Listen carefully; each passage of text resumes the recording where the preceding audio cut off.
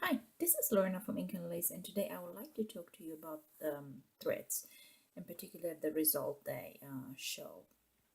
When you use different type of threads, the cheap thread like the pink one, um, the Bordeaux thread is different type of Romanoafir. The red one is Romanoafir, and the beige one, ecru one, is traditional Romanian pointless thread for creating cords.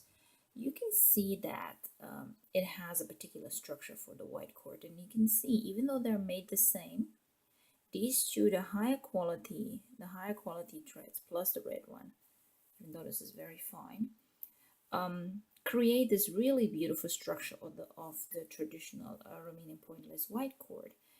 Uh, but with this one, the cheap $2 or $1 store, you do not get the same results. So if you really aim for high quality cords, since you spend so much time making these cords and you need quite plenty of it, it would be really good to use high quality threads. Take a look at this. It is really amazing. It has this really wonderful structure to it in a kind of like 3D format, this one as well. I hope you can see it.